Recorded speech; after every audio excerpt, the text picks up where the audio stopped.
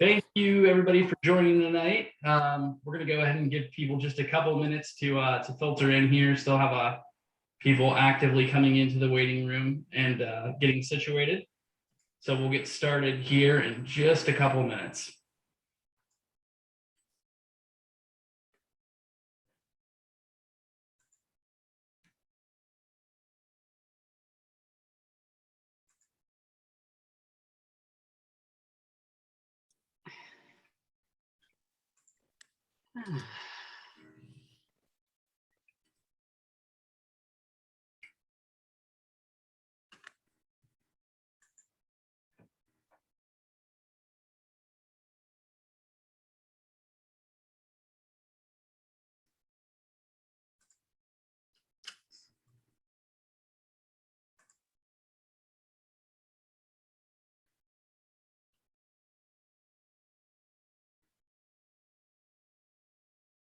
Again, thank you, everybody, for joining. We're just going to give people a couple minutes to get situated here, and we'll get started.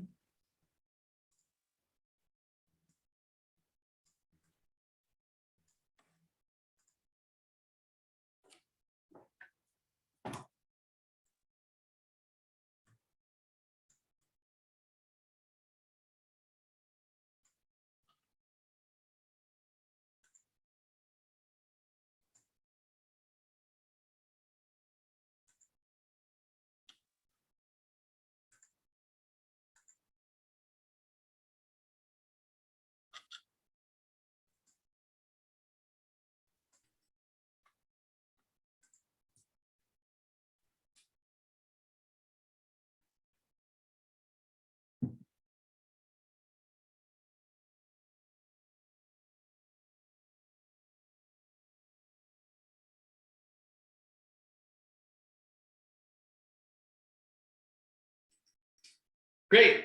We're going to go ahead and get started. Thank you, everybody, for making it out tonight to the first of a couple of a series of Reimagine workshops that we're going to be hosting this year, related to navigating the pathways, way stations, and hurdles of sustainable development in your community. I'm Joey James, and I'm from Downstream Strategies, and I'm joined tonight by my colleagues Matt and Brennan, who you'll be hearing from in just a second. And we're really excited to have a really stellar lineup of guest speakers tonight. So I'll just introduce those guest speakers now, and then we'll be hearing from my colleague Matt, who is going to be giving us a brief introduction into the pre-development planning topic that we'll be discussing at length this evening. So the first guest speaker that we're going to hear from this evening is Candance Hamana, who is joining us all the way from Arizona. Candance is the owner of Badger PR and the founder of the Indigenous Peoples Public Relations Association. She has over 15 years of communications expertise, which includes media relations, digital audience strategies, community outreach, crisis communications, and grant project management skills. She has served as the communications director for the South Carolina House Democratic Caucus, a media relations specialist and public information officer for the Salt River Pima Maricopa Indian community, and a stakeholder relations liaison for the Central Arizona Project before starting her business in September 2018. Candance is a staunch advocate of social justice and healing through art and culture. She has served as an editorial board member for the Hopi Tutuveni, the official newspaper serving the Hopi tribe, vice chair of the Arizona Association for Economic Development's Tribal Committee, and is the former board member with the Phoenix chapter of the Public Relations Society of America. Our second speaker that we'll be hearing from this evening is Rebecca Flora. Rebecca has honed her management and communication skills over 30 years in leadership positions, where she has a well-known capacity to collaborate and get things done. As a recognized trailblazer within the sustainability movement, Rebecca has an innate ability to cut through the clutter and translate sustainability into localized relevance and action. Rebecca's sustainability journey is not new. It is deeply seated ethos. She grew up as a fifth-generation Adirondack native, where self-reliance and resource efficiency was a way of North Country life. Rebecca was shaped at an early age by the inherent value of natural systems and local culture. Rebecca has a wide array of professional opportunities within the non-government, private, and government sectors, where she has led projects and teams at local, state, national, and international scales. Through these experiences, she has gained a broad perspective and diverse technical knowledge that she leverages to achieve the best possible outcomes. Lastly, we'll be hearing from Tara Hitchens. Tara is the assistant manager at East Lampeter Township in Lancaster County, Pennsylvania, where she's been since June 2021. Previously, she was the director of planning and zoning and a building code official for the township. Prior to joining municipal government, excuse me, I just lost my, prior to joining municipal government, Tara in on the county planning commission in Pennsylvania, and in, oh, I'm sorry, I just completely lost Tara's bio.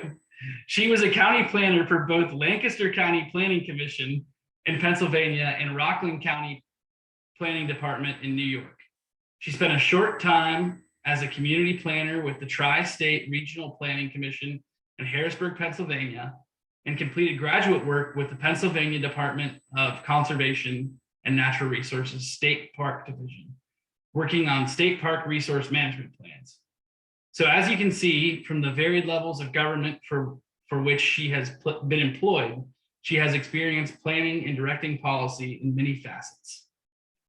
So just very quickly to go over our agenda this evening, we're going to be hearing first from my colleague, Matt Pennington, who again is going to give us just a brief overview and an introduction to pre-development planning.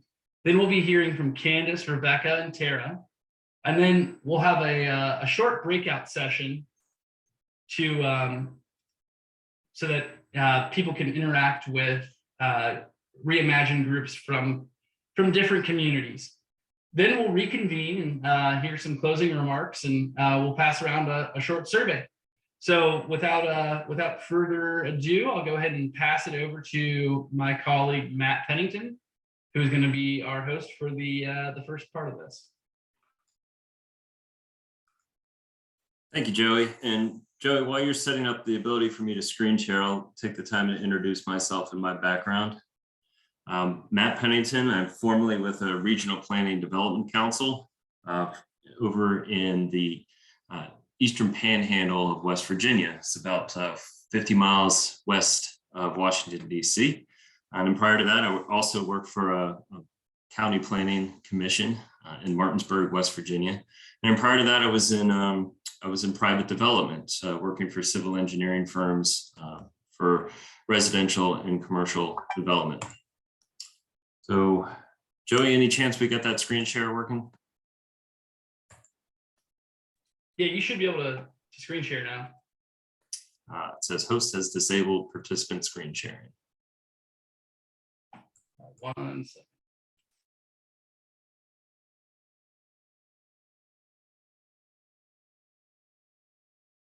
There we go. Thank you, Joey.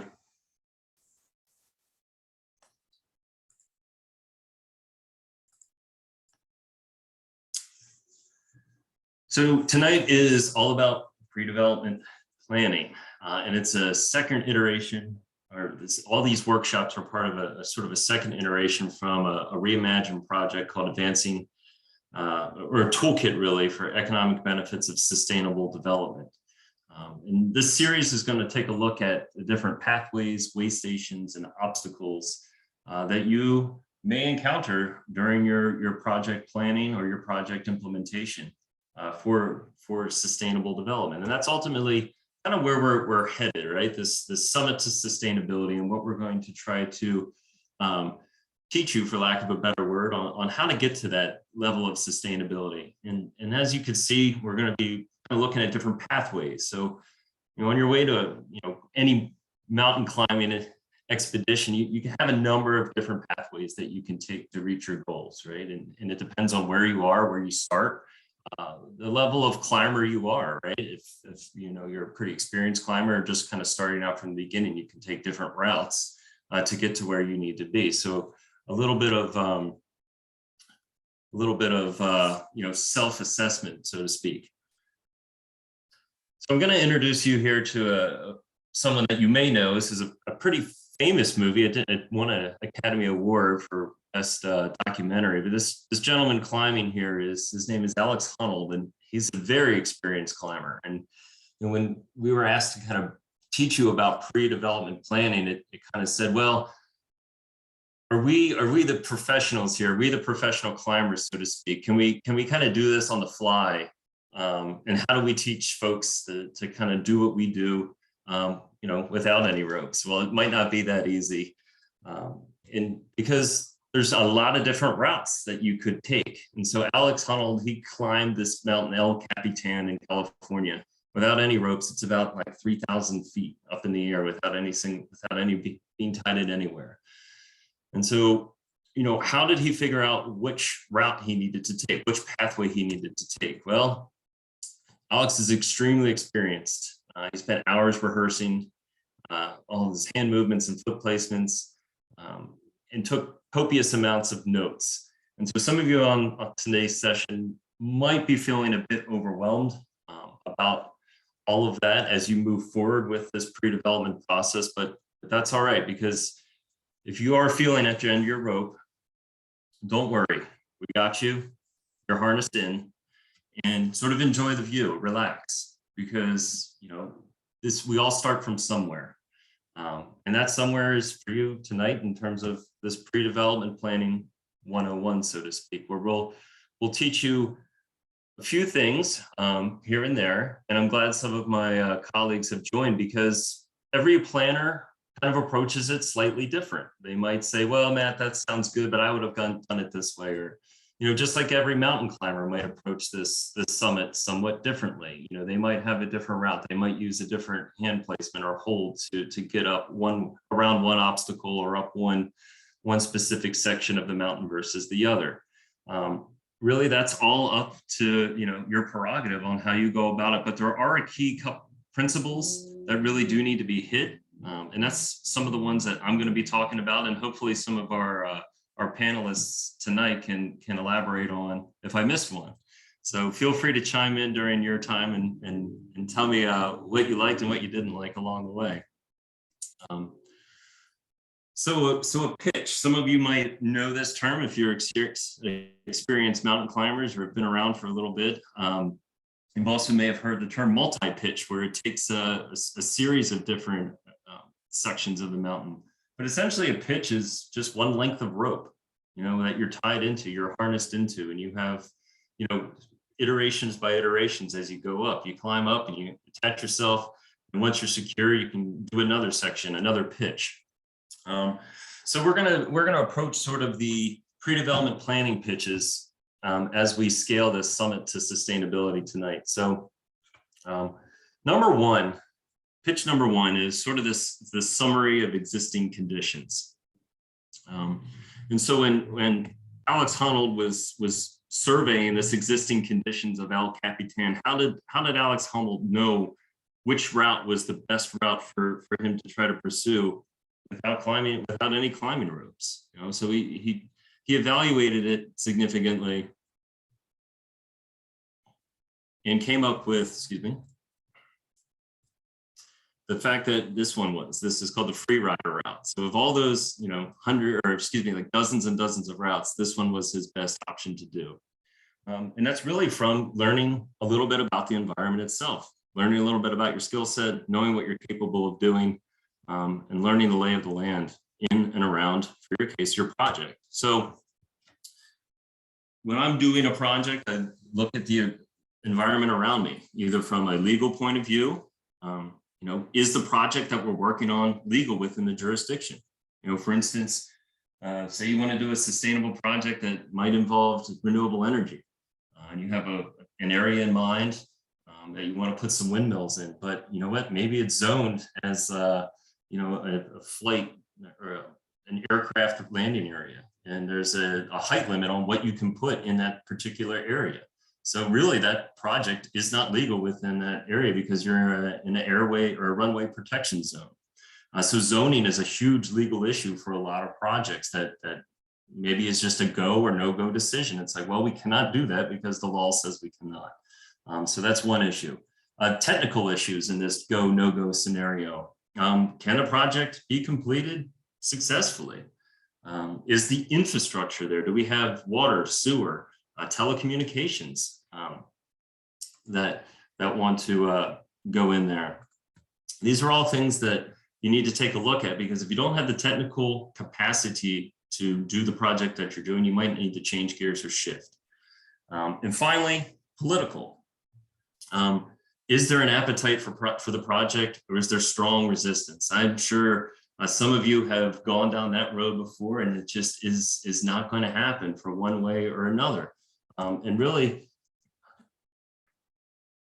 this could be used for a number of different reasons. Maybe the project's too close to a community facility that doesn't want it a hospital or school. Maybe it just doesn't go well with those other adjacent land uses or community facilities. Is there an environmentally sensitive area like a wetland or a stream or a floodplain that you just can't do that project into? So you kind of integrate a lot of that data into those go no go decisions to come out with, where is this project good? Is this project even feasible? So that's sort of this existing, lay of the land, understanding what's around you, and that summary of existing conditions. Going back, you can do this in a number of different ways. It can be economic market analysis. It could be just, how many people are you able to serve? Do you have tourism that's coming in? All these different factors that can go into your understanding these existing conditions and what goes through into your project to figure out the best way it can be sustainable. So that's a brief overview of pitch number one. Pitch number two is really critical. Establish diverse member project committee. And that's why my associates are here with me today, and why at Downstream we always approach projects as a team, because maybe my experience and my background, I'm missing something from someone or about a community. Or tonight we're joined by our panelists, and maybe they see something that I've missed and they'll elaborate on. Diversifying your project committee will lead to better results. And I can't say that enough, because the more public input you'll have on your project, or the more diverse people speaking on it, the better. Some people are parents, some people are not parents. They have a different perspective. Some people come from means and have the financing capabilities, some do not. These are all issues that we need to be able to understand and make sure our project is the best for our community or for whatever the purpose is. So it's not just on a development side or a public side. Businesses are incorporating this diversity. McKinsey just recently released a report that there's more and more evidence that companies that have diversity at their leadership roles are experiencing better profits. So this is something that we can put into play on the private side or in the public side. And more folks are starting to take note, and you all should too, when you're conducting your pre-development planning. Finally, this one you can slice and dice a number of different ways and call it whatever you will. I call it a SWOT analysis. You can call it stakeholder input, public input, just taking the temperature of the room, right, of the community around you for what the best type of project could be, and getting a feedback from the strengths, weaknesses, opportunities, and threats to your project or to anything revolving it. So I want to take this time to introduce sort of a pre-development publication that was released a few years ago, back in 2015, from the Housing and Urban Development, or HUD. This is great because it was talking about infrastructure planning in this Build America Investment Initiative under the Obama administration. But within that has a number of different case studies that participants on tonight's webinar can go to and take a look at. And as far as the SWOT analysis is concerned, I'm going to introduce you to a project in Iowa that experienced a disaster. River flooded near the campus, University of Iowa campus. Over 20 buildings were flooded, including their main auditorium there. And their downtown district, which abuts to the campus, was inundated by the river. And so this was an opportunity, right? It was a threat and an opportunity to change some of the area that wasn't fulfilling its destiny there in Iowa City. And that this publication I spoke about earlier identifies this as an excellent case study on sort of the how-to on pre-development planning. This essentially was the master plan that came out of the pre-development planning, where they gathered, diverse community members and stakeholder groups and started to assess the strengths, weaknesses, opportunities, and threats of their community. And it also led into a project visioning. And what did they want their community to look like? In the bottom left here, this is what they started with before the floods came. They had a sort of a wastewater treatment plant over by this number 2 that was right in the heart of their downtown area, right along the riverfront. It can be very attractive to the community and its visitors and the students at the University of Iowa. They had a kind of a very like humdrum, almost industrial style riverfront, which isn't uncommon. Many industries located along the river decades ago because it was deemed, less desirable property. You're down in nearby the docks, so to speak.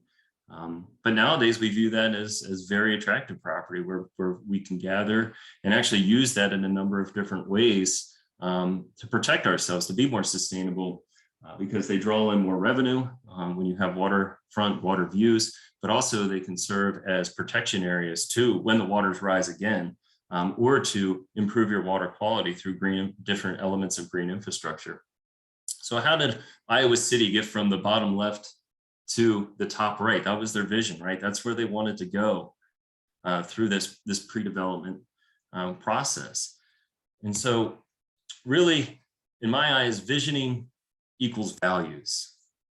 What do you value? What does your community value? And that can be anything along this triple bottom line that we spoke about in our kickoff meeting between social, environmental, or economic. How do you, sometimes projects are strictly just social projects. Sometimes they're strictly just economic projects or environmental projects. How do we start to identify ways that they could become, maybe environmental and economic projects, such as, projects that address climate change? Or maybe there's social and economic projects like infrastructure-based projects that shore up water lines from leaking, or provide service to a community that is having failing septic tanks, to other areas like that.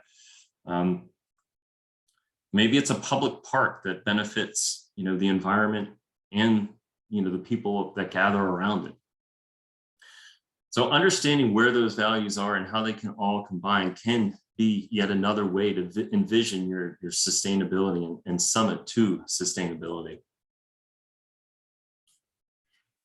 And our fifth pitch here, action strategies and performance measures. So now that we have a good handle on what our mountain looks like that's ahead of us and sort of our skill level that we have a number of different people providing input on our project, looking at it at different angles, coming up with strengths, weaknesses in our community, and how we can take advantage of maybe a strong workforce, or within that workforce, we have a number of different employment sectors, a high number of people employed in one sector. Maybe we want to develop a project that can make the best use of those folks and put those people back to work in good paying jobs. We come up with a project vision and saying, this is what we want, this is where we want it. We want to be targeting this type of industry or this type of project to go into because it solves these multiple problems. Now, how do you get there? These action strategies or methods from everyone and data that you collect along the way to come up with different ways of getting to there. And then finally, how do you review yourself? Are these strategies once implemented achieving what we're trying to achieve? Maybe we need to go back and go back to the drawing board and rethink something along the way. And coming up with those performance measures and a timetable on when to review them is fairly critical, because you can't get halfway up the mountain and realize that you may have forgotten to do something. Maybe you left something back on the ground that you really needed at some point. So coming up with that really puts you in a strong case to climb the rest of the mountain. Finally, I want to introduce a concept here for sustainability called co-benefits, because again, it's trying to get it's getting away from we can either do this here or we can do that here. Really, what we're trying to get to is a both and. We want to do this and this. We want to do both, right? And sometimes that's used to be either market driven by economics.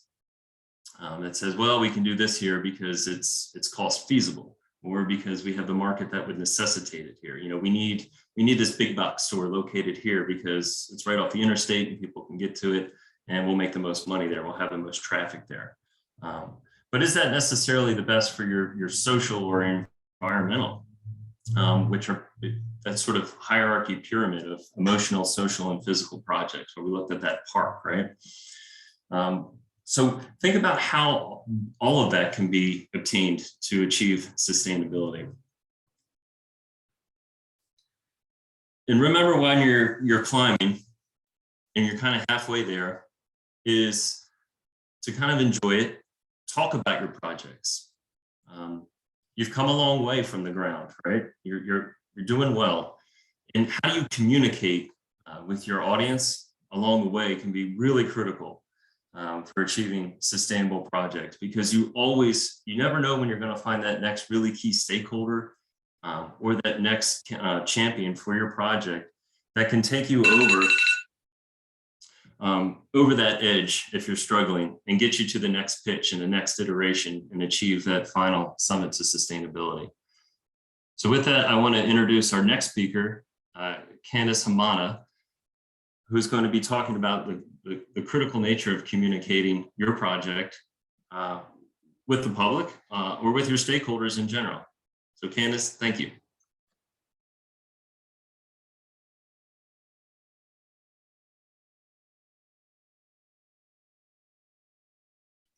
Oh, Candance, you're muted, and you should be able to share now. Hi, thank you so much for that presentation and the warm introduction. I am going to go ahead and share my screen, and we will get started with my brief presentation.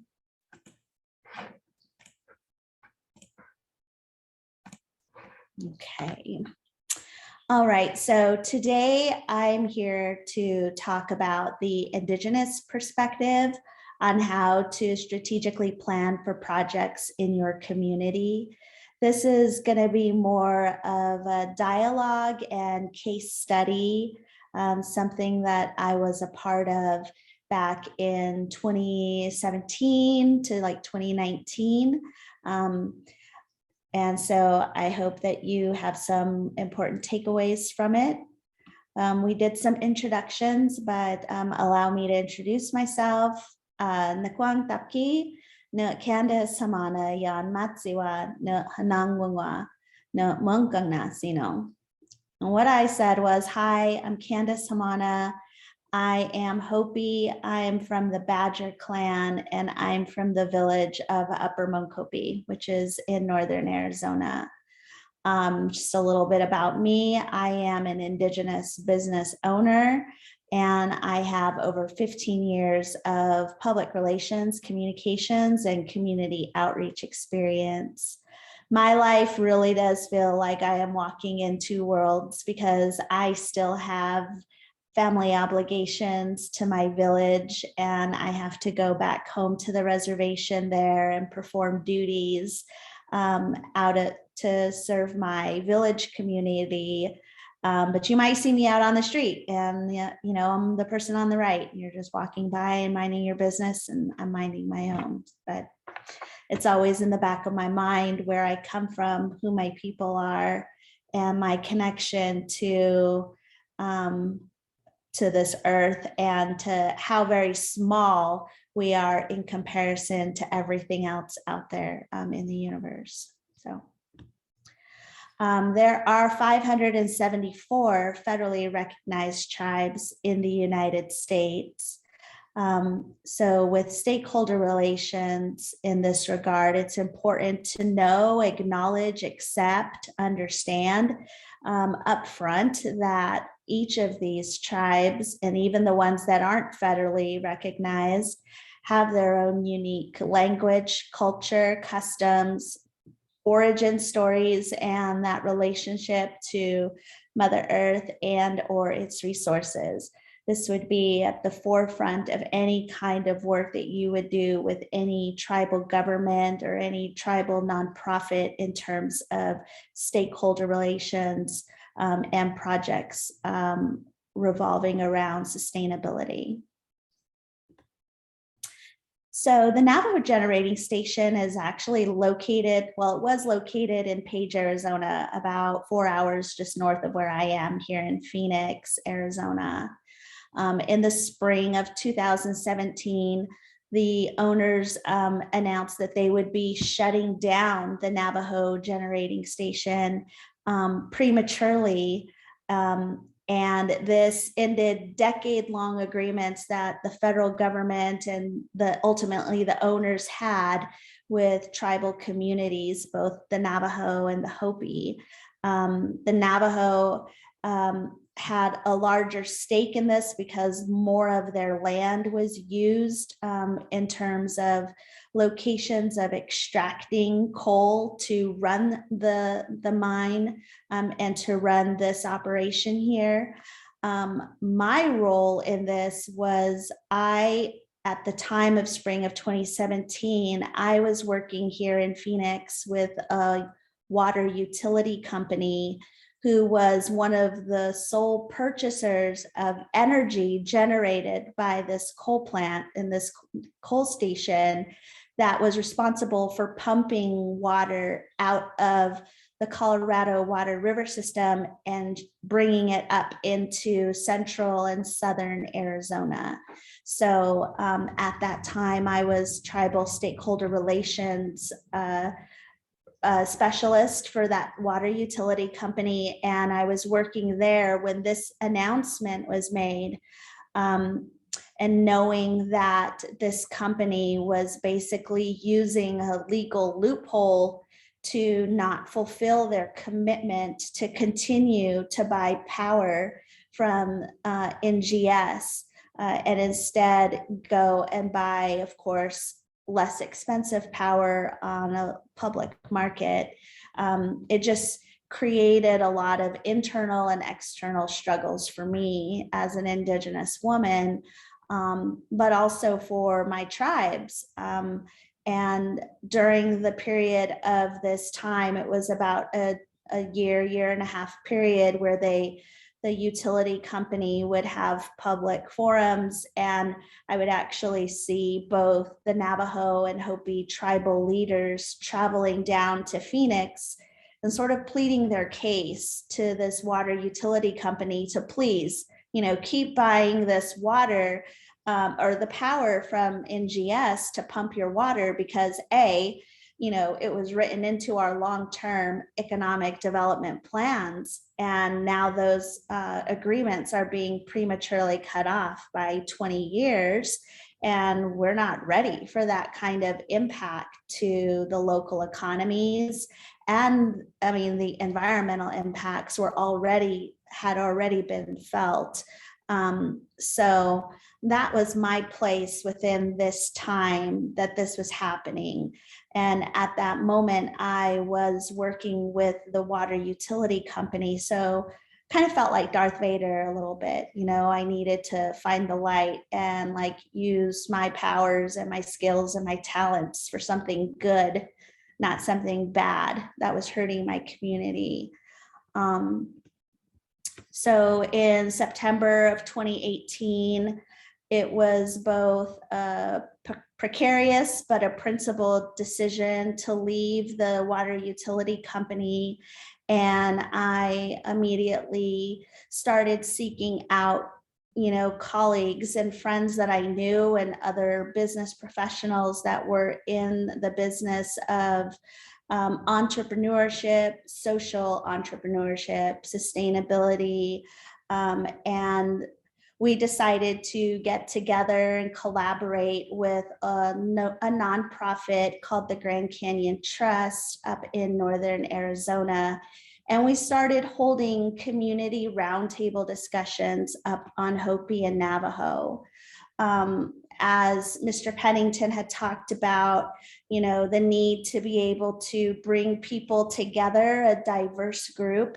This was the first time that we were able to get both Hopi village representatives and Navajo chapter house leaders and nonprofit owners and ranchers and community thinkers around. And this is at a Denny's up in Tuba City, Arizona, but they had this community room, and we began to have these meetings to talk about what we were going to do, with all of the impacts of the local economy sort of shutting down, preemptively, and as well as environmental impacts. I mean, if you think about the amount of legislation that was put into place to protect, NGS pumping all the noxious gases and things into the air,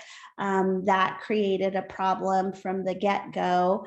But also thinking about how the mining operation, which was located about 80 miles away, at the Black Mesa mine, they extracted all the water from the water table, and that water was used to get the coal out of those mines, and the coal would actually travel down this little chute here 80 miles to where NGS was in Page, Arizona. So there was a lot of impacts, on top of the fact that, you're looking at tribal communities who have infrastructure issues already. So this just exacerbated the entire region. And the situation seemed, and still is to a degree, dire.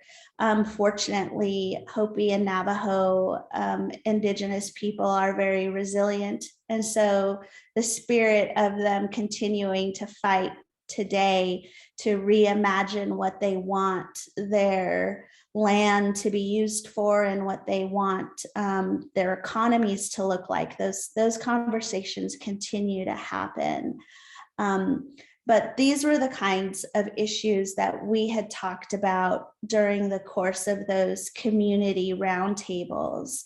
The second thing that we did is we started to reach out and identify different allies and advocates that we could bring in, and maybe not reinvent the wheel. Maybe there was someone out there who was already doing this kind of work in their own fields and in their own neighborhoods, in their own communities, and how can we tap into those resources?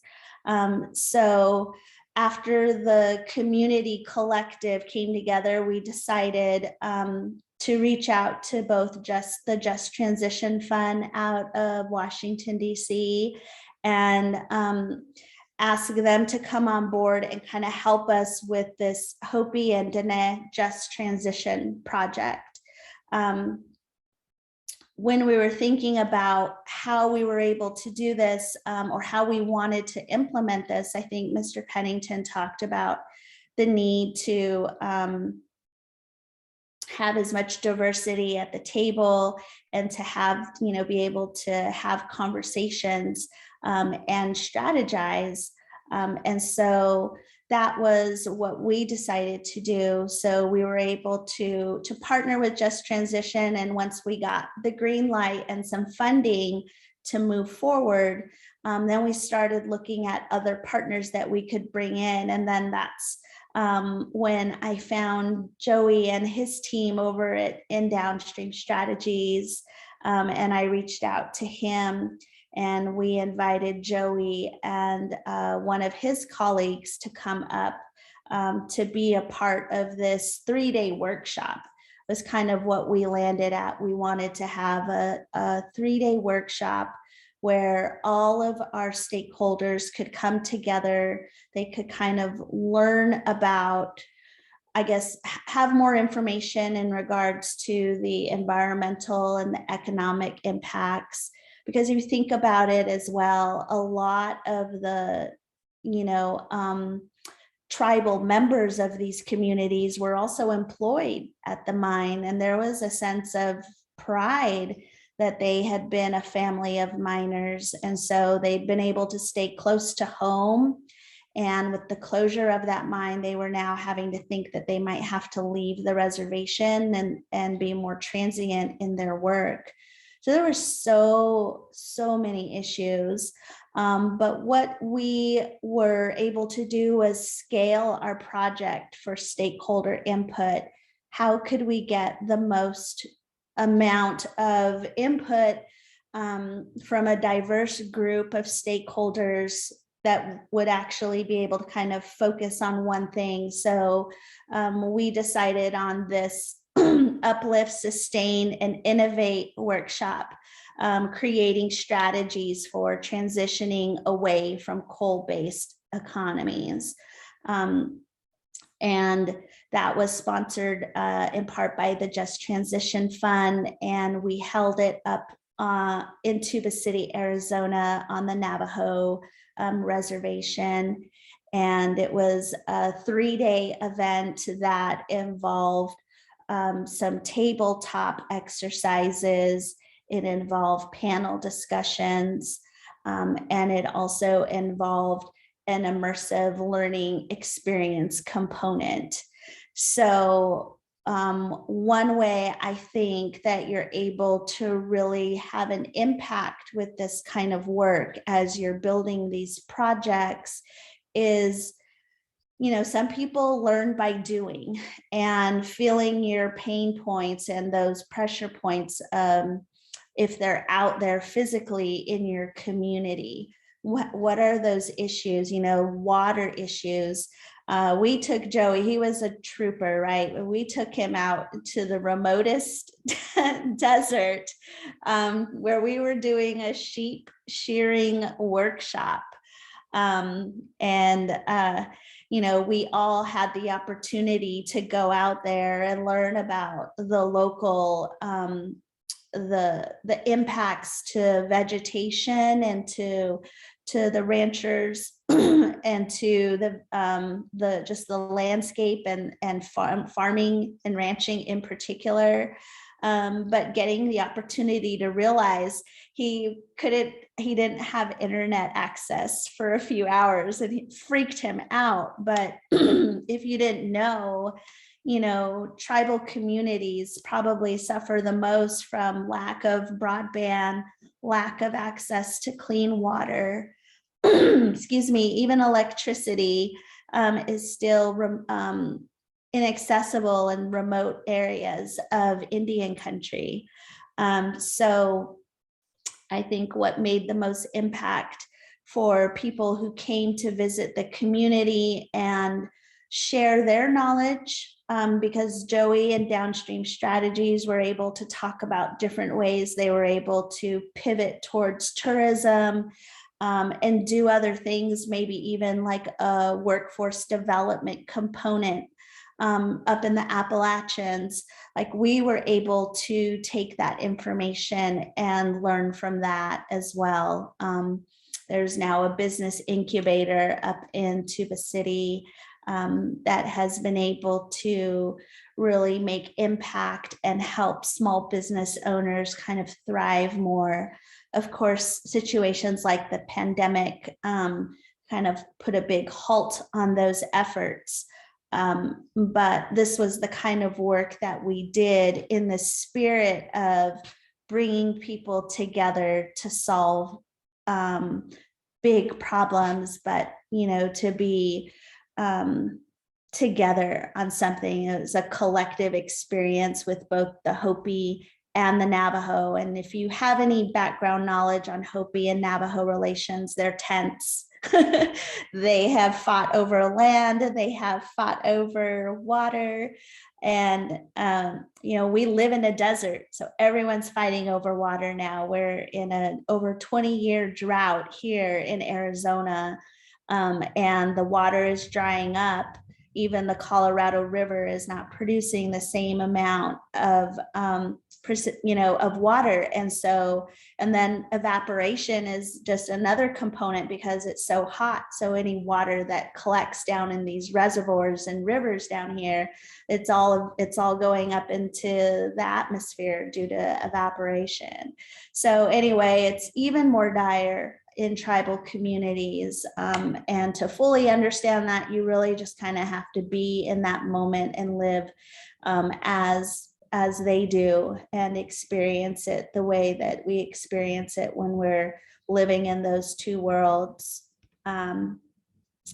Finally, what we were able to do with this 3-day workshop was really provide safe spaces for dialogue to happen.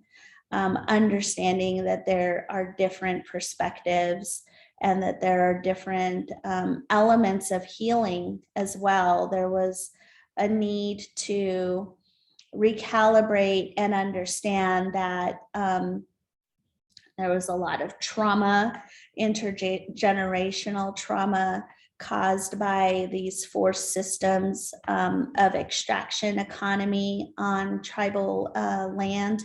And being able to kind of come together and think about how we can take back some of that power and reimagine the economies the way we would want them to be was powerful, but it was also very emotional and it was very healing.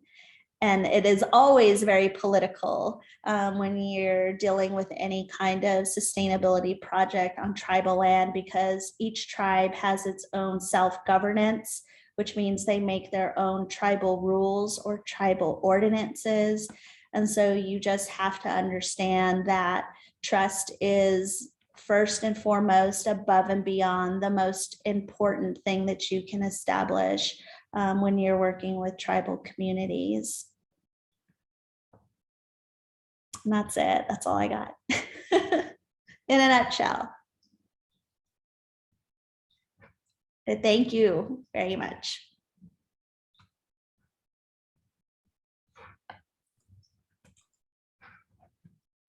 Excellent. Thank you, Candance. And what a wonderful way to end that with trust. I couldn't agree more. You know, building those relationships, building that trust, incredible value there.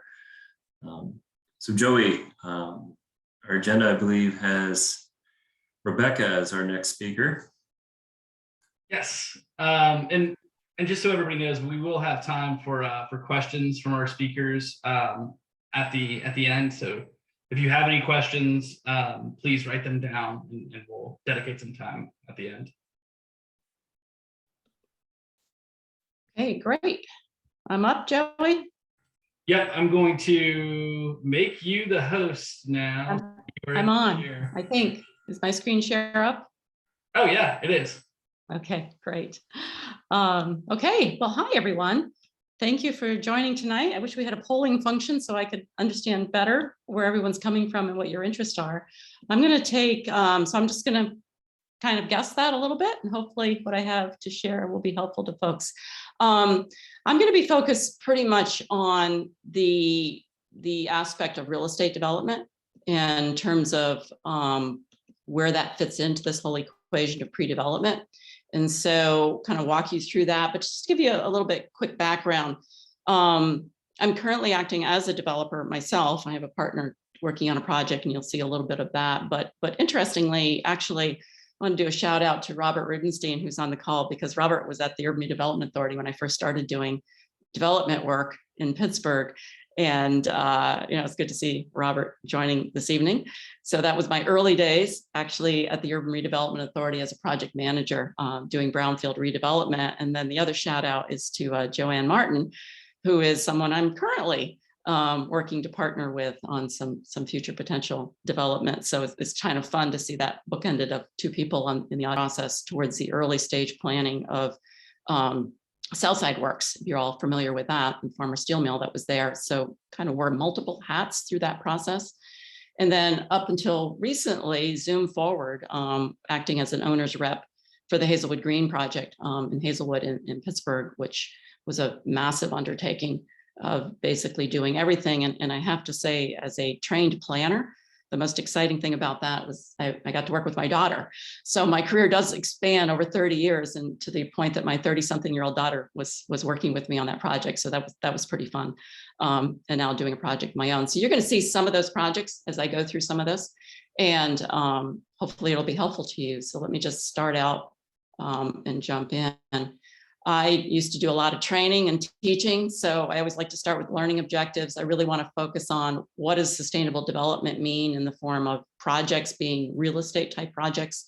So we all have kind of a level understanding of that.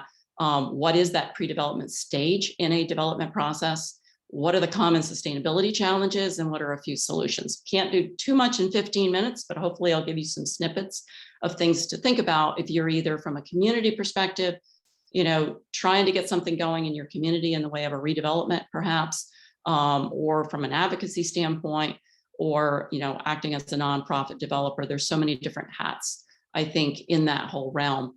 And so I want to kind of come at it from those various perspectives. So how do we think about sustainability in a development project? I'm sure many of you have heard about all of the different certification systems and everything that are out there. I like to frame it from the standpoint of scale, in terms of from a development standpoint and how we apply sustainability. What's that regional context, whether it be the typical measure of transportation systems or materials, or just overall impact, something like water. There's no geographic boundaries for that. So what's our region, our broader region?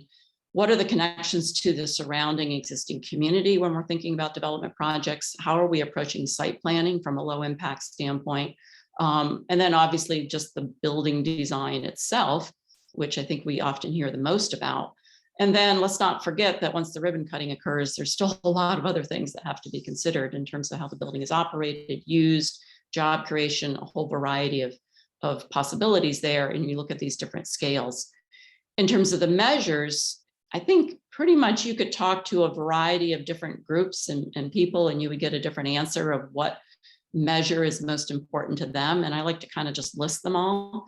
And there's many more, but a lot of focus right now is on carbon neutrality, carbon positive, even in some types of projects. We were trying to approach that with the Hazelwood Green project.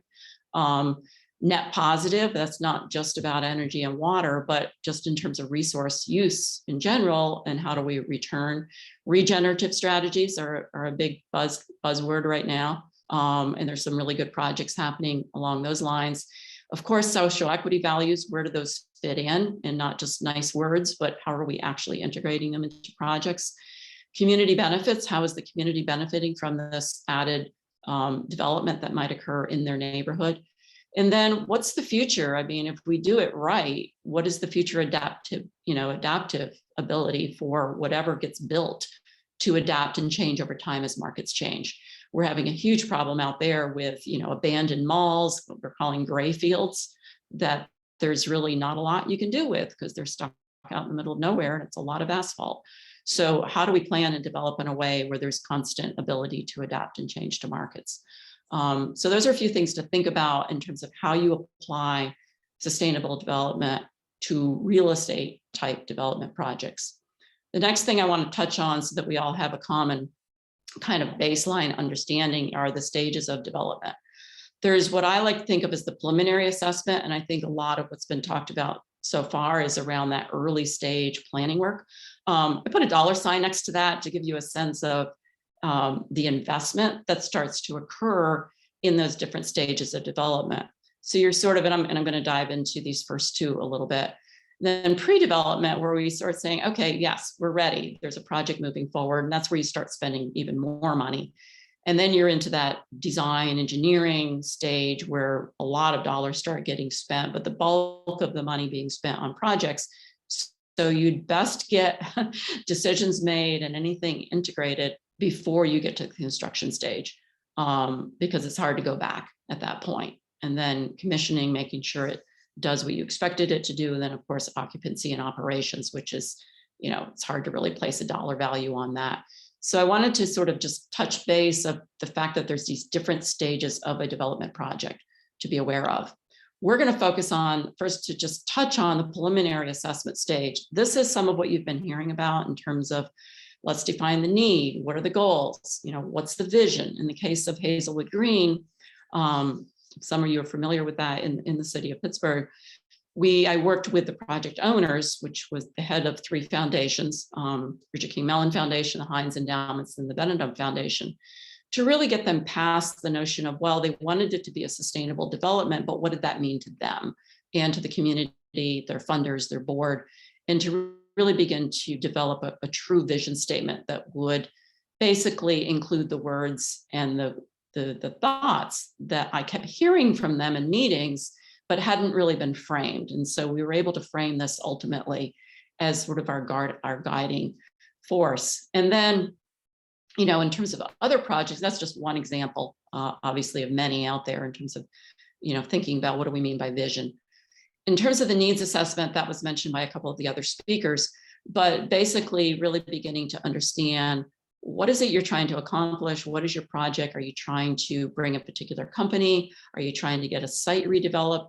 What are you trying to do? And to do that, you need to understand the site selection criteria of what kind of site might you be looking for, or you may have a site and you need to understand, well, who could you attract to that site? And then what are the community needs? So a lot of things bundled into that needs assessment aspect of the preliminary stage before you even get to pre-development. And budget, I mean, you really have to be aware of budget. It's great to have vision and goals, but you need to also be grounded in some level of reality in terms of what's your target, what's affordable, what can you manage, where are the sources coming from, what can you finance, what's the market, beginning to do that early stage, thinking about budget, and then setting some criteria up for selection.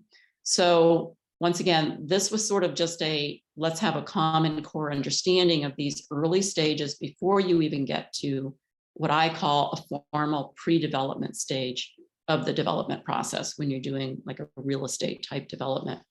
When you're fully into that stage, you're essentially starting to move forward with a sales agreement. You've identified a site, you have it under agreement, which is when the clock starts ticking, typically, because you usually have to meet certain criteria of progress under that sales agreement. And then, that obviously results in this project schedule. Once you're under agreement, you can start some soft outreach early on, but until you get that sales agreement, you're kind of stuck because you can't do too much outreach until you get that agreement in place. I'm in the middle of that right now on a Carter Farm project that I'm doing on the Eastern Shore of Maryland, where we had the agreement in place at the end of 2020. And we had a lot of community conversations informally, but we couldn't get real serious about the outreach until the agreement was signed. That's when you can start doing some serious concept design, really looking at your market feasibility and get very practical about your pro forma in terms of what the project really has to, as we call in the development world, pencil out, and public approvals. I wanted to share this particular image with you because it's an image of a public approval process I'm going through right now that after 30 years of doing this is probably the most complex one I've ever seen for a little town on the Eastern Shore. And that we're dealing with 2 levels of zoning, a growth allocation around the critical area, subdivision regs, and developer rules and responsibilities. We will have a total of 5 public hearings across all of that spectrum. And so when you think about the public approvals, that's going to take us, and it's taken us at least a year. It's probably not going to wrap up until at least next fall. And that takes time and money to be going through that rigorous of a public approval process. And so you can't underestimate the importance of it in the due diligence, but also how it affects the overall project, the schedule, the financing, and everything else that you have to factor in when you're doing development projects. So with that, I'm going to dive in specifically to pre-development. And I came up with 6 common challenges that I'm going to sort of just touch on and walk you all through. Maybe some of these you'll recognize. Maybe you're just getting started and there are things that you need to be aware of. And these are just a few. There's plenty out there and it's different for every project. There is no one size fits all. So the 6 I've come up with and the 5 I'm going to touch on because the 6th one actually is pretty, we could talk about that for a very long time, but I wanted to put it on this list just to have it out there. And I'm going to dive into each theme. You see them on the screen. So let me just dive into each of them as we go. So too many goals. I've seen this time and time again where everybody basically wants to load everything they ever aspired to in the way of sustainability on one project, rather than really trying to focus on what is the best that we could accomplish through this particular project. So this desire to do it all essentially ends up diluting the ability to do anything.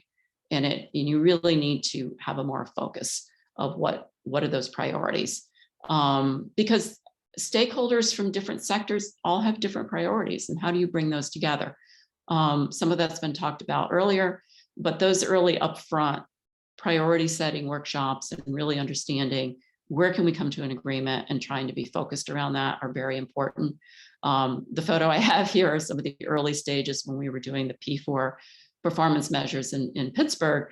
I think the working groups we had came up with about 50 goals. We had to bring that down to about 12 measures, 10 really, and get everyone to focus on priorities. What can we do within the realm of a real estate project? And so that was a pretty heavy duty process. So some of the solutions I've mentioned here, first and foremost, don't reinvent the wheel. If there are studies and plans out there, use them, but use what's current and relevant. If it's a 10-year-old study, it's probably not relevant anymore.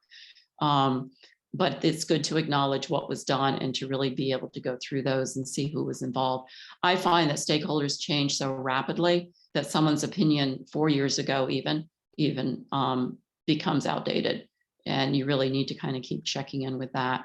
Convene the stakeholders, understand who the stakeholders even are, because there's a variety of groups out there.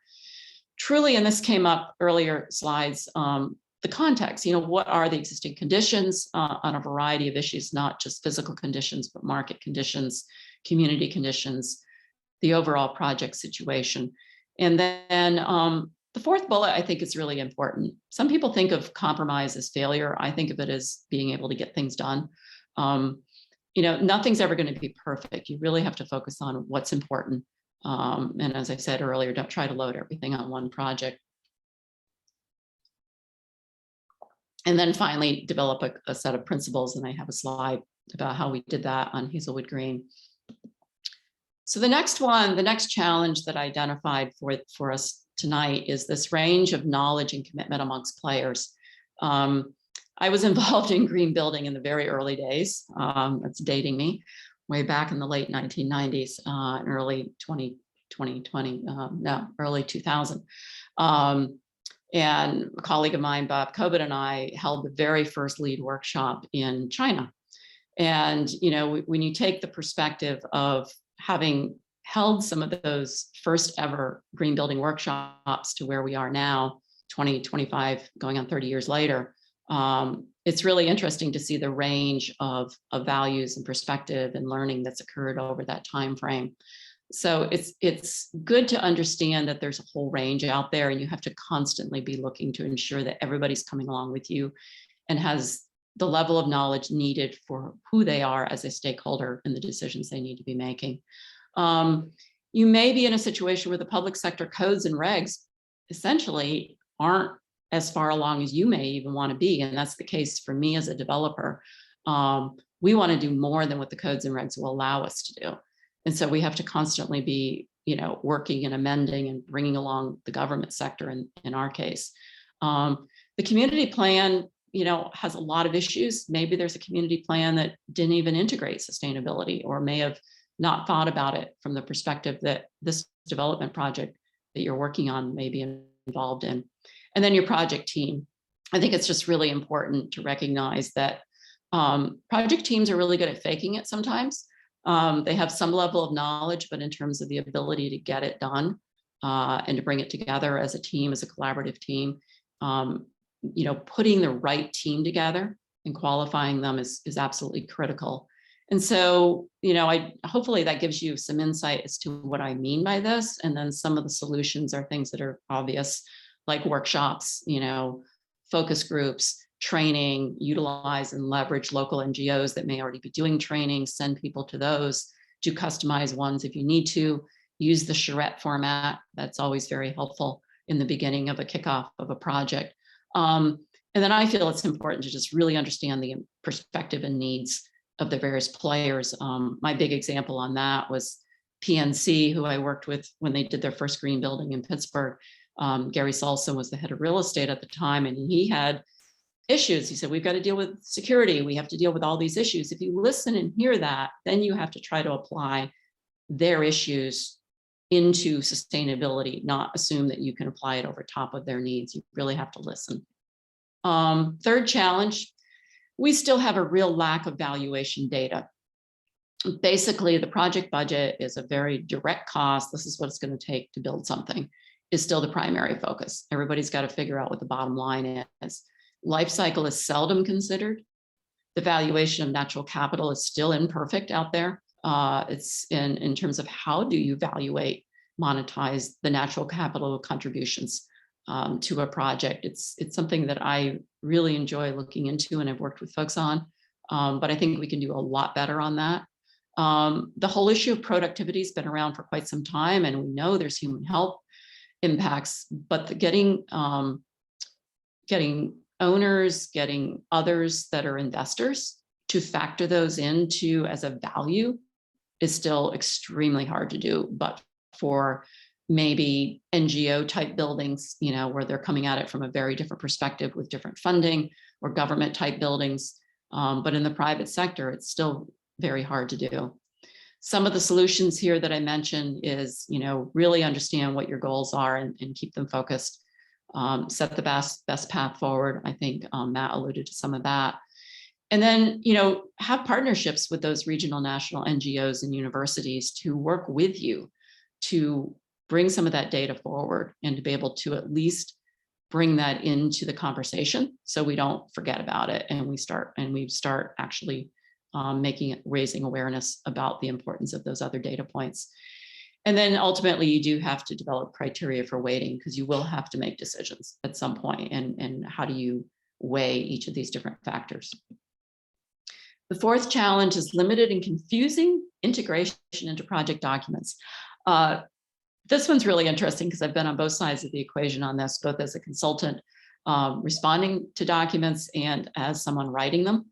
And I think it's really, important to embed some very core metrics into the public approval documents. We did a really good job. I will absolutely, I try to stay modest as much as I can, but this one I think we did an excellent job with the Hazelwood Green preliminary land development plan. We embedded some pretty heavy duty metrics into that plan so that all future development would be setting a bar and a scale that would have to be followed. And then utilizing consistent core statements and metrics in all of your public documents, whether they be RFPs, your planning documents, but don't use a lot of flowery language. Be very clear. This is what I need, this is what I want, be consistent in that, and use metrics that people can be measured against. And then give that clear direction. What are requirements? These are things we must do that you absolutely are expected to do, versus these are ads. These are things we'd like to have, and tell us what it would take to get those ads. And I think being precise in that language is really important in a development project. So challenge number 5 is no accountability metrics. I see so many times, we might get a project and you get a LEED certification or whatever certification you're using these days. The ribbon cutting happens, and then there's absolutely no accountability after that. So, you see standards that are focused primarily on design and construction. You see the public loses attention after the ribbon cutting, even, and design teams even will use it even before that because they're moving on to the next project. And there's transitions amongst the responsible persons and entities, myself included. I transitioned out of the Hazelwood Green project. And so, you know, who's minding that store now? I don't know. But I know it's written into the plan at least. So some solutions to that are, you know, who is going to be held accountable over time? And is that a lasting entity that can be out there, you know, developing the metrics, putting out report cards, really understanding, are we meeting what we said we would do? And make it a public event, make it something that can be celebrated or at least moved. It shouldn't be something that it's a stick necessarily. It should be more of a carrot to keep people doing better and moving forward. And so hopefully some of that's helpful. Most of the projects that I talked about are all on my website. So if you want to learn more about the projects, you can go there under projects. That's not an advertisement for ReMake Group because I am really great about sharing who's worked on projects, where to learn more, and there's some pretty cool stuff out there. So that's it for me. I am going to stop share and turn it back over. Great, thank you so much. Thank you. That was really informative. So our last speaker this evening is going to be Tara Hitchens. Tara. Hi there, everyone. I'm just going to share here.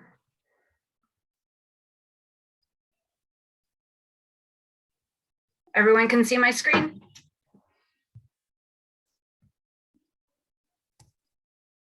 Okay, so at the local level, it's a little more than planning for us, right? So we start with the county plan, comprehensive plan, and we have to be somewhat in alignment with that. But that takes a lot of education. Just so everyone's familiar, in Lancaster County, the Lancaster County Comprehensive or Planning Commission has been educating the folks that live here, the residents, the landowners, the business operators, all of them since 1990 about urban growth areas and why it's so important to actually build and plan for development where utilities are. So that's an ongoing, constant education initiative that both local municipalities and the county have to take on because we have a constant turnover. We have a turnover of residents, we have a turnover of landowners, of business persons, and we have a turnover of elected officials constantly. So it takes a long time, right? This is ongoing. It's never truly complete. It never ends. It's continual. It also requires that we have open communication among all of us, every participant, as well as the elected officials, the staff at the municipalities. And I'm fortunate. East Lampeter Township, for those that don't know, is the township with Dutch Wonderland, with American Music Theater. So we have a huge tourist base. We have professional staff. There are many municipalities in Lancaster County that have one or two staff persons, and to get all of this done with one or two staff persons can be daunting. That local buy-in, though, has to come from the elected officials, has to come from the residents, and there has to be community support for the planning process. Now, I can say that through our planning process, we've had, I'm going to say, minimal community interaction in some cases, and in others, we've had a great extent of community interaction. And that is sometimes based on the types of community events we have or how we're reaching out to people. For instance, we have what's called a Bridgeport plan, and I'm going to actually see if I can switch screens here.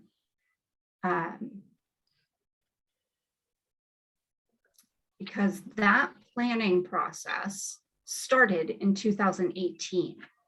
That planning process is for about 3.2 square miles. It involves 4 municipalities, and it is a transportation and land use study that we really needed to take a look at how to connect a business area with surrounding residential areas, along with a, let's say, 5-point intersection that needs to be completely revamped. And that had led to a number of issues because it didn't finish prior to COVID. So we went from having community events in person where we could, take our Post-it notes and anonymously put in what we wanted to say for different aspects of the study, to having everyone online, doing online surveys, having public meetings in this type of forum, on Zoom, and getting correspondence from people who may not necessarily want to speak out in this type of setting.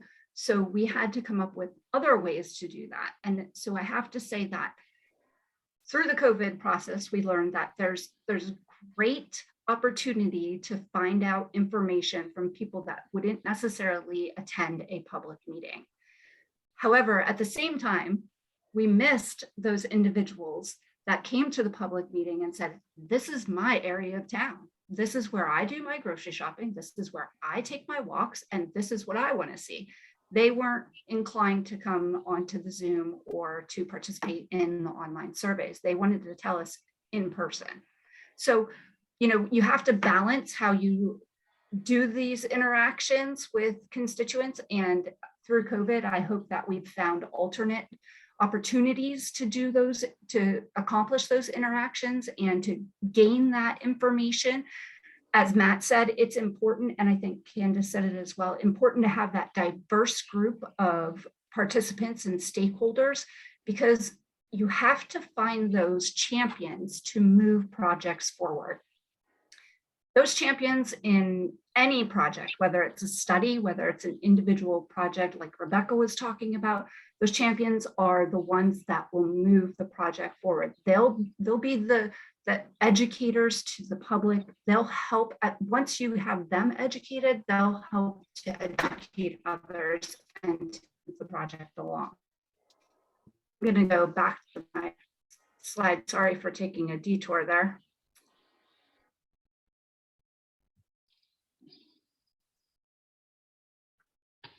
So once we have the planning in place, that gives us the legal background then and basis for the ordinances that the municipality puts in place. So as Matt indicated, the zoning ordinance may be a hurdle, and sometimes it is.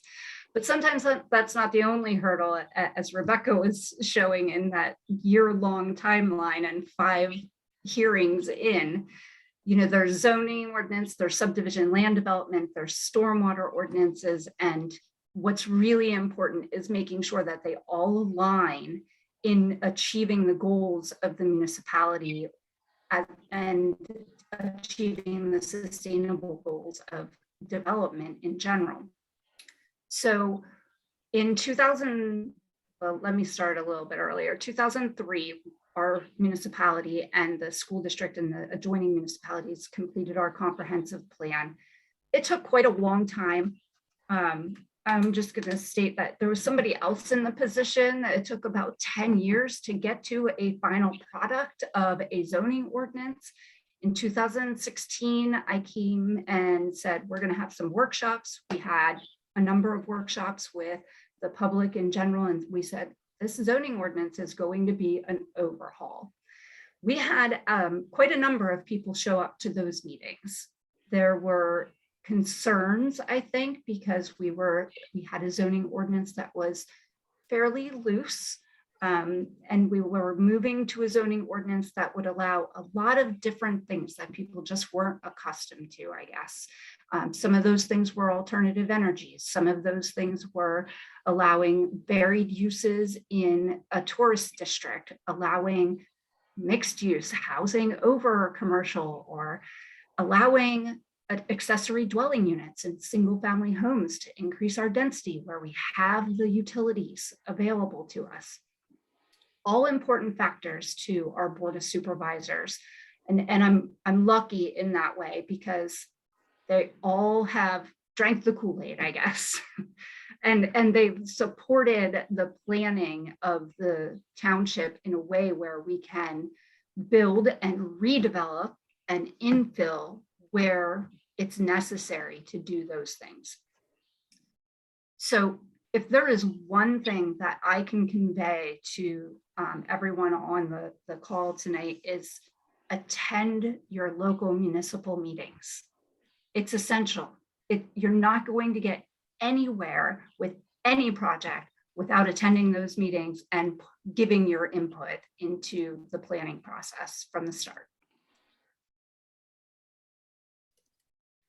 So I wanted to go over a couple of projects that East Lampeter Township has been able to move forward with the developer's assistance, of course, but Paradise Energy Solutions acquired this property that's outlined in blue here, or aqua, and it's about a 5-acre property, and if it slopes from the top of the slide to the roadway at the bottom, which is Route 30. And you see there's 3 little buildings on there. Those are sheds.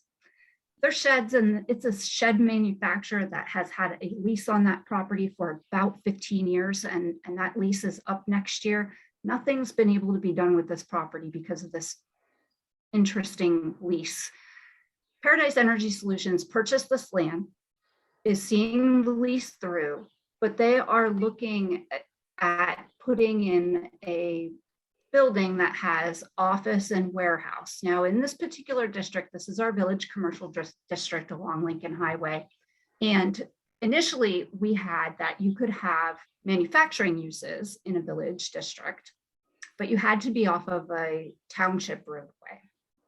So we wanted to keep it in general off of the initial movement of any manufacturing off of the state highways. So the intent was to keep it off of Old Philadelphia Pike, which goes through small villages. In this particular case, it made sense that it directly travels to Route 30. Now, these folks came to us. Paradise Energy Solutions does solar, and they also have ventured into broadband. And so a lot of their capacity is in storage of solar systems and storage of the needs for the broadband that they put into place in some rural areas in Pennsylvania. So looking at 20,000 square feet of office space, and that's 2 stories high. At this point, it actually can go up to 3. The warehouse space is about 30,000 square feet, if I remember correctly. And they came to the board of supervisors and said, you know, we really need to be able to do this. And we want to do this on this property. We want to redevelop this property. It has services for us. We want to put solar panels on the roof. We want to put it's called a small solar installation on the ground that is actually on an elevated surface. So you can walk on it like you were walking on a roof. And so that they can train people how to install properly on pitched roofs. And then they also do it on over the vehicle parking area so that they can show individuals how that's done as well. So the entire area on the west side of the office space will actually be covered by a solar array. The entire roof will be covered by a solar array. And then to work with the neighbors that are residents across the street, you know, they had a conversation and said, what can we do to make this a little more appealing for you? Because these folks have, you know, a grass field that they're looking at right now, and parking was an issue. So they're actually going to install parking along the street for overflow, for guests, for the residents across the street. But great use of a small piece of property along a state highway and a township highway will have great benefits. They're working with the neighbors. In the end, our municipal officials approved the zoning that would be needed to change this. And the Township Board of Supervisors said, look, we need to start looking at how these integrated businesses are coming about and into the township and changing the way business is done. It's not always about having a warehouse or an office or a manufacturing use, but there are these uses that are so integrated with each other, we need to figure out how to accommodate them.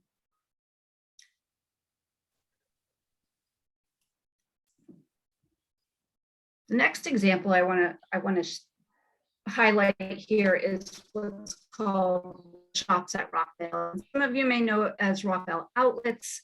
It's approximately 68 acres, and it is very underutilized at this point.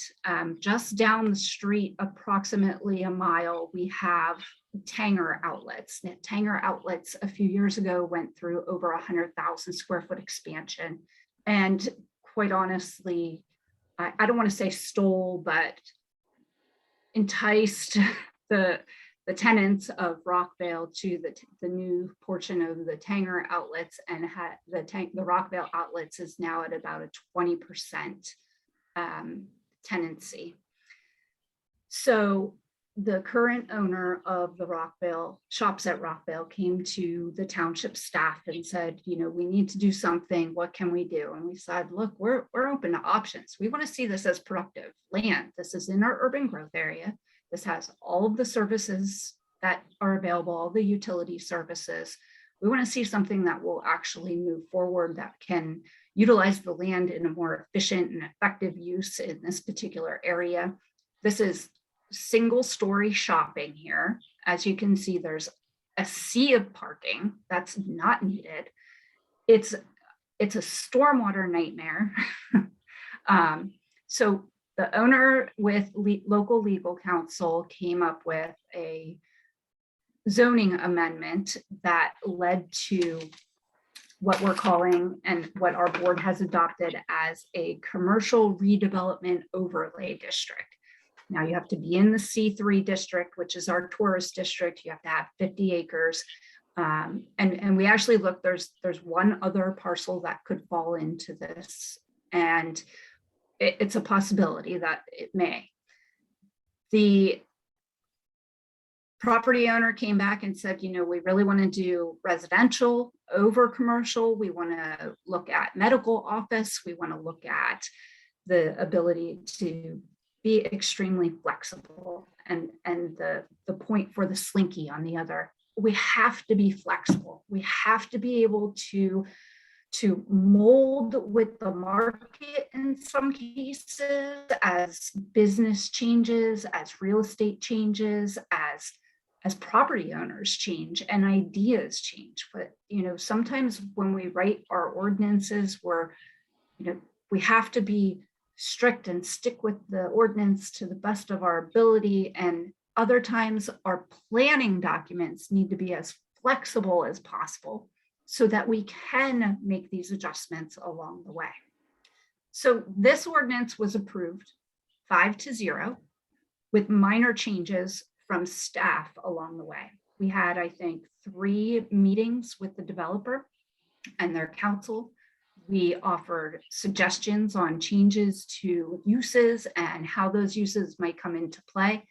We ended up requiring a master plan for the entire site, but we've expanded the amount and intensity of uses on the property so that you can pretty much take any use in any commercial district and put it on this property, as well as including over 400 residential units. It's something that the Board of Supervisors said we really need to look at. We need to make this a sustainable development for the people of this township. So it needs to have, it's a major bus route. It's one of the highest bus routes in Lancaster County. It needs to have an actual bus stop here. It needs to have a dry cleaner. It needs to have a daycare. It needs to have the cafe and coffee shop and the retail uses that are needed to support the residents that are going to live here. So as well as bring in others to support the retail underneath or the medical offices so that the folks that work here can live here as well. Our Board of Supervisors did the same thing in what is called Greenfield, and Greenfield was originally known as a business park, and it has 600 acres of businesses. And there was, parcels purchased over time and small pieces of residential development here and there, but our board made a zoning amendment at the request of the developer and allowed over 3,000 residential units to go in there in varied form. They can go in townhouses, and student housing, because we have the College of Health Sciences in that business park, as well as Thaddeus Stevens. So there's a variety of opportunities now for the developer of that business park to expand the uses, especially residential, in that park. Again, the park offers all of the utilities that are necessary. It has a substantial park and trail system within the community itself that a lot of the businesses already use, and now the residents will use. After adoption of that amendment, the developer came in with over a 600 unit residential development for a 28-acre property. So Lancaster County has set density goals for each urban growth area. And by making these changes in our zoning ordinance, now some of it's overlay and some of it's amendments, but our board is moving towards reaching that goal. That's all I have for you tonight. Thank you for your time. Thank you, Tara. And thank you to all of our guest speakers who came out and shared some of their wisdom and their knowledge, their successes along the way. So you have a number of experts here at your disposal, and we're a small group tonight, but let's not forget what Margaret Mead said, that never doubt that a small group of thoughtful, committed citizens can change the world. Indeed, it is the only thing that ever has. So, Tara encouraged you to attend those public meetings and to influence some of the way these larger planning documents are conceived. And I know Rebecca talked about that in terms of connecting the dots with some of these larger long-range planning, comprehensive planning documents, because those can be some of the foundational blocks to sustainable development and sustainable practices. So there's, as I look through the chat, there's several questions that were asked while our presenters were talking. And so I'm gonna read some of these out, and if you want to follow the person that asked that question, if you want to follow up, please do so. So David Silverman, you asked, let's see here. You've noted that you've tried to embed P4 and Hazelwood metrics, and I believe this is discussed with Rebecca. Let's see, Hazel, how do the accountability metrics become embedded in the stakeholder practices and leadership consensus going forward? Okay. It's a good question, and that's definitely one of the accountability points that I was raising. So we have it written into the public approval process document, which is a really great start.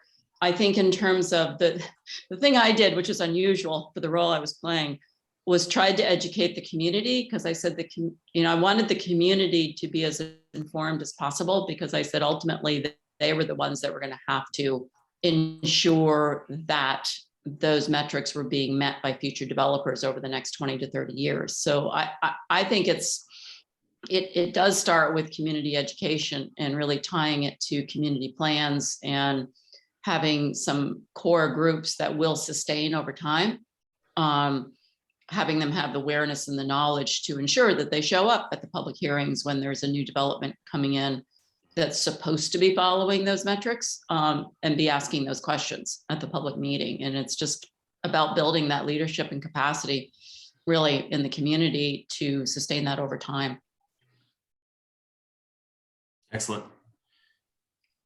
Any other let's see, David, I see you're still in the call. Any other follow-up on that? Sure. Hi, can you hear me? We can. Okay. I had framed that in terms of Alan Atkinson's comment from years ago that sustainability indicators, once put in place, end up helping us measure how far and how fast we are moving from sustainability, unless there is the kind of leadership that you're referring to that can keep on pushing it forward. And I'm wondering, in Pittsburgh, you mentioned that the former mayor had endorsed this process and been involved in it. In addition to what groups are doing, are some of these getting incorporated formally into core planning processes at the municipal level? Given the kind of foundation support you have, how much of this is being replicated in Pittsburgh and elsewhere? And of course, I was very impressed about the Platinum Lead ND status. And I'm going to add a third question, I guess, if I could, which is in the history of Lead ND, it's been very difficult, at least initially, for existing neighborhoods to use the ND process. And I'm wondering what lessons you may offer from this experience of a new development for existing neighborhoods aspiring to that kind of standard. So, Yeah. Thank you. Thank you for the question. I probably wouldn't recommend Lead ND for an existing neighborhood. I think there's other tools that are probably would make more sense that are out there. There's Communities Challenge. There's just a whole array of other tools that didn't exist 20 years ago, quite frankly. In fact, there's almost too many tools right now because I think it's confusing. But I would really not try to use Lead ND for an existing neighborhood unless it's for an infill situation, or unless you're just using the metrics and applying them to your community plan. I mean, we kind of did that with P4. We basically gleaned all of the different systems out there and borrowed, and with full crediting, any metric that made sense for what we were trying to accomplish. So there's metrics embedded in Lead ND that sometimes are applicable, individually for existing neighborhood situations, particularly in development of a community plan. So I'd probably think about it that way. Does that answer that? And then you had one other question too. I'll let Matt moderate. And yeah, thank you. Just how is this being incorporated? The metrics you talked about at the municipal level in terms of law and planning processes, and are the foundations helping move that to other communities, given the impressive foundations you're working with? Right. So P4 was basically a partnership between the Heinz Endowments and Mayor Peduto.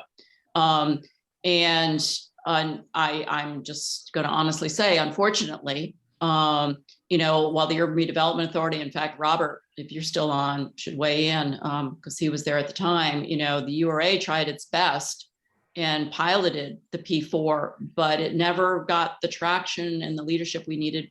And I love former Mayor Peduto, but there was just too many other things, resiliency and other things coming up that were pulling. So I feel like it was actually, and I've worked with tools all over the country and the world, and it was a really good product that unfortunately has not been fully implemented, not only in the city of Pittsburgh, but even transferred to other communities, which I still think could be done. The whole process could be customized for other communities, because I think it's a great product. And I'm not saying that just because I'm biased. I have actually compared it to other products. So, if anybody wants to see how to transfer that into the municipality, let me know. Be happy to help them think about that. Great. We have 2 questions in the chat regarding food forests, which I have a little experience. I have a little bit of experience with, but one from Tammy and one from Elisa. I hope I pronounced your name right. Oh, great. Wonderful. So very interested in how individuals can become involved in developing food forests in their communities. Any ideas? And I'll provide some input into there. Again, you kind of go back to evaluate your existing conditions, right? Where is the project going to go? Is it near a river or a creek? Or is it somewhere upland where trees or food forest type of trees, species may or may not grow? You have to evaluate, you have to do a little bit of forestry work and figure out what types of species can grow in your climate, in your area of the world, and then figure out, what the property owner or what the community might favor in terms of those variety of species that will actually grow there. So, take a look at that and do a little bit of research and figure out what would be, a viable solution for food forests. Any of our other presenters or guests have experience with food forests? Rebecca. I can jump in. Yeah, we're actually the AgriHood project that I'm working on in Centerville, Maryland, on the Eastern Shore. We're actually, because it's an AgriHood, if you're familiar with that term, we will have a 4 to 5 acre working farm in the middle. But we also have a pretty massive buffer management area that with some of the reforestation that we're going to be doing, obviously within lines of local, native planting and whatnot, we actually are going to be looking at that and looking at different models out there of sort of how to incorporate food, into the forest management, the buffer management, in addition to the actual crop oriented farm. So it's a great concept. It is being used in various places. I highly encourage it, but there are a lot of factors and considerations to be thought about, and that it does take a pretty serious effort. Yeah, they're also asking for a definition of food forest. So in my opinion, the definition would be any type of native species that bears fruit or nuts that requires very little maintenance or horticultural experience. So it's perennial, that fruit will always come back.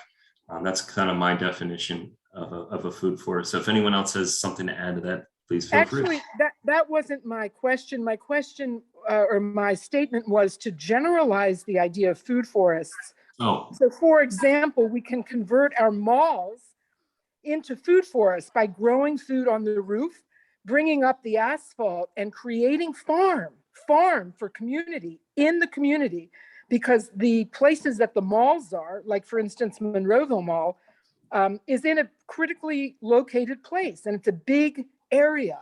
So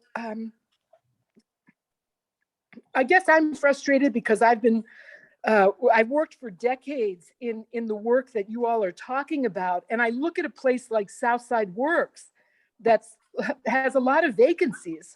But when I look at the other end of town in Southside, where there's individual building owners who have been kind of paying attention to their own spaces without any help from the rejuvenative, grant community, because for those of you who know, I was working on a project called Schwartz Living Market. I went to every foundation and everything. Well, I didn't have a nonprofit, but I was a highly motivated individual, but there wasn't a way for me as an individual building owner to access resources. So what's going on? What I'm hearing today, with all due respect, I apologize, but I'm hearing a lot of the same old. Can we think out of the regenerative box and stop just using the word? What's really going on here? And how do we take the quantum leap to empower individuals to put food forests in their yards, on their apartment rooftops, to approach their landlords? I'm talking about grassroots. Can we start to talk about that a little bit? Yeah, well, it sounds like you're very passionate about that topic, and I don't know if we'll have enough time to dive that deeply tonight. But feel free to reach out to us and do that on that one specific issue. But in terms of the same old, there's these conceptual theories that get us from point A to point B, and that can really tackle any number of issues that some of our presenters talked about, whether it's working with Native tribes or doing transportation type projects. These fundamental steps are all part of the process. And if you have a specific issue, think how those steps can get to where you want to be. Again, that sustainability, that summit to sustainability. Yeah, I think there was a grant, just like a grant. They're collecting people to, there's a grant opportunity for food forests. Alyssa, do you want to talk about that a little bit? Well, the deadline was yesterday for the USDA has a I guess, I don't know, maybe if you're an individual, you can still apply till May 6th. I'm not sure. But foodforestabundance.com, their fee for service to put in food forests. And I don't have handy the direct link. Maybe Tammy Gingro knows, but they were offering, if you had 3/4 of an acre, 1 acre, 3/4 of an acre, 2 acres, or 4 acres, and you wanted to give that land basically on your property, the USDA would pay for the design, the implementation, and the maintenance for about 1.5 years. When I learned of that, I don't have that acreage, but there's a school district, I believe now, that applied because I gave them the information. There's a few individuals who have enough property, and all you have to do is you keep 25% of the food that grows, and the rest of it goes to community. So I don't know if that's still an available thing. Tammy just dropped the link, but I think the deadline has passed. But I'm just real concerned personally about the food question for many different reasons. And when I guess I'm over talking about buildings at this point. So that's where my frustration lies for tonight. But thank you for your work and your efforts. It's just, not where my heart is centered at the moment. Joanne, I think you have your hand raised. I do, and I'm kind of smiling at Alyssa saying, she's talking about food, and I'm thinking about how primal food is. And all I'm thinking about is how to find allies and advocates. And to hell with the food, I'll just starve myself if I could find myself some allies and advocates in Beaver County. But just to go back to some things that Candance talked about, and just to put it out there to anybody, I'm in Beaver County, and we're looking to promote some development that is counter to the petrochemical paradigm that's here. And so we are really struggling, and we've done some great visioning work, and we've got some great support. Rebecca Flora is involved in some work we're doing here. But one of probably the biggest challenges is identifying those allies and advocates. So if anybody has some experience or wants to comment on when you're in a community where but where it's very difficult to get people to step forward and speak out toward any type of project that might contradict the prevailing wisdom of creating jobs through plastics and petrochemicals. I would love to hear, and food is important, Alyssa, I hear you. But I would starve myself if I could find myself an advocate this month. I'd do it.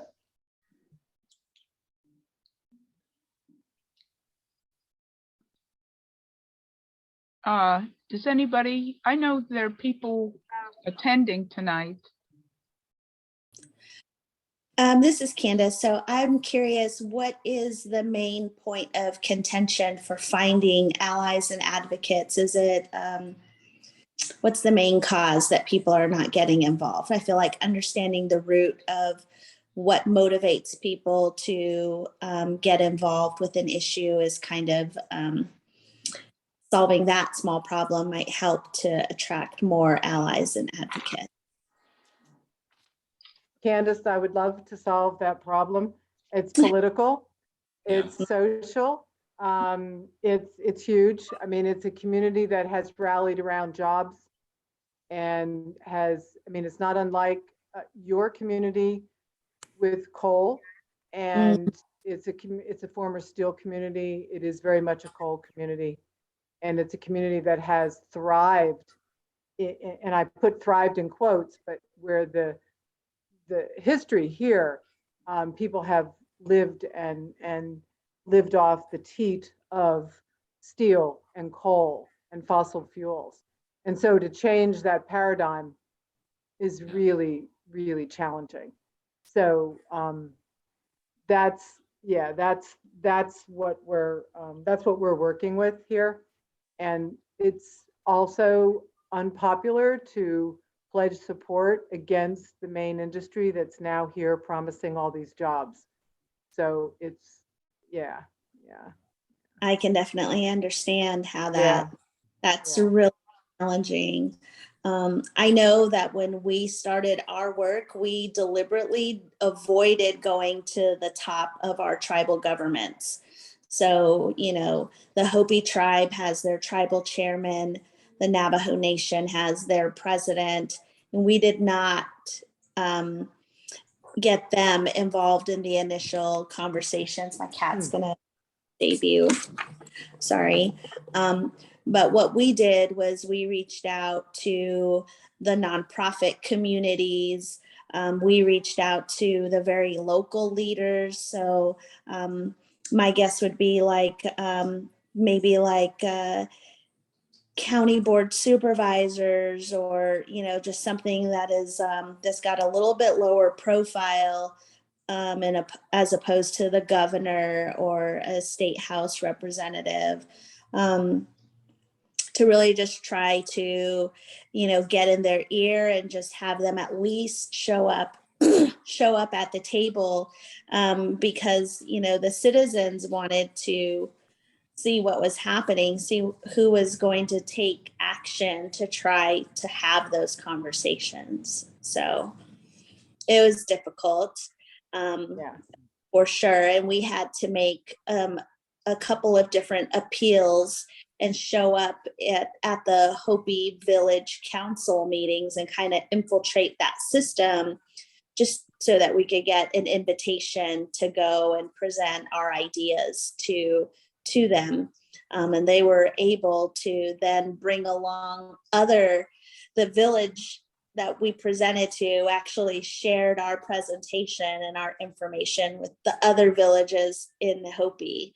And some of those villages don't, have electricity. So this was by word of mouth. I know that there's a lot of very sophisticated problems going on out there, but when it comes to tribal communities, there's such a lack of infrastructure and so many things that we take for granted out in the cities.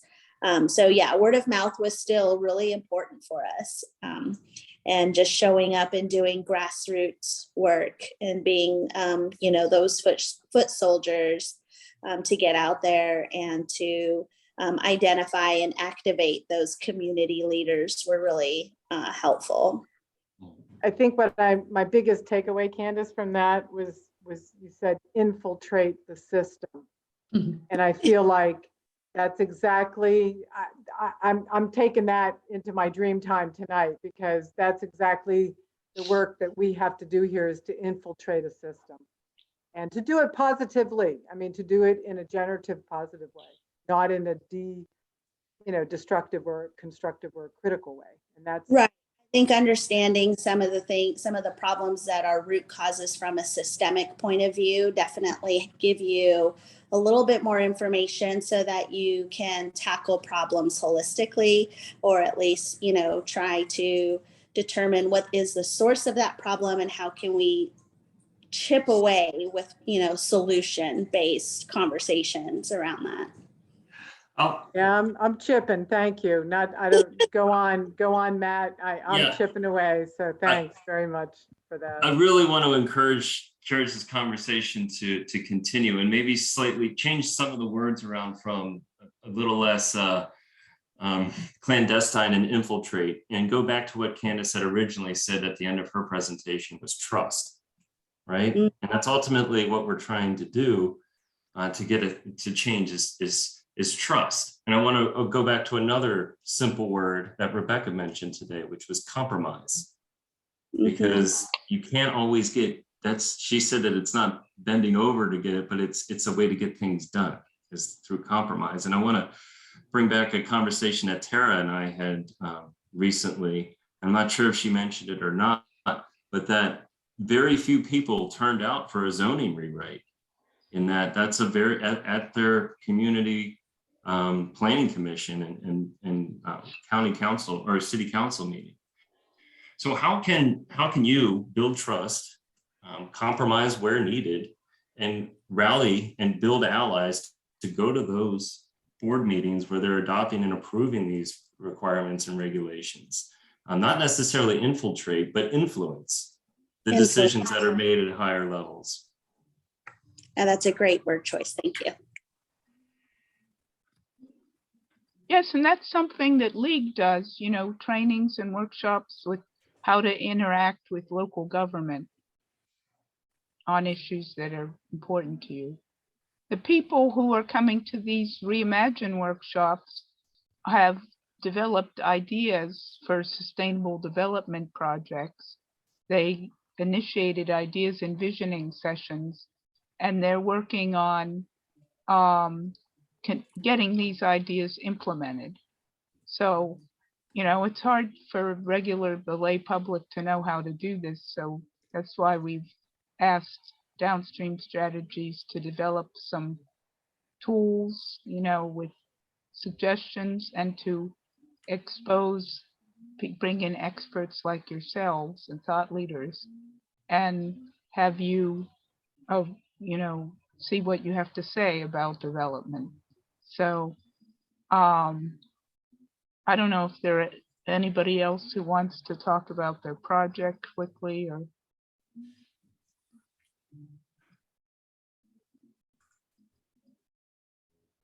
Well, you can come back next time with a question. Absolutely. And with that, I think we're just about at time here. Brennan is going to go ahead and share a short survey with you all. If you could take some time to give us your thoughts on this evening. We really appreciate you taking a couple hours to listen to us. Thank you to our guest speakers for sharing your story and your experience. I think we had a very very interesting mix of pre-development experiences shared this evening, and you wouldn't believe we actually didn't have any sort of talk with everybody as a group beforehand, and they had no idea about some of the projects that the local Reimagine groups are taking on. And coincidentally, there was a lot of parallels and a lot of there were some similarities shared in some of the case studies that the guest speakers talked about tonight. So I think that that was really interesting and serendipitous. So we do have. Yes, I enjoyed that. And I do want to personally thank our speakers, Candance, Rebecca, and Tara, for really offering some thoughtful comments, thought-provoking comments, and sharing your expertise. And it makes us smarter about what we're doing. So I want to thank the speakers and Downstream as well. And to everybody who came out tonight for these meetings. Well, thank you, Heather. So we do have 3 upcoming workshops. The next one is going to be on June 28th, and the topic will be project financing, followed by a workshop on navigating bureaucracy, everybody's favorite topic, September 29th. And November 29th, we'll be talking about managing construction and non-construction projects. So if you found this evening interesting, it's going to continue to be interesting in the coming months. And we will be making this session available on YouTube, and we will share that link in a follow-up email to you all. Thank you, everybody, and have a wonderful evening. Do we have the survey? I didn't see the survey. Does anybody see the Oh, survey? yeah. In the It's chat. it's in Oh, the it's in the chat. chat. Okay, I'm sorry. Thank you. Good night. Yep, thank you. Thank you. Thank you.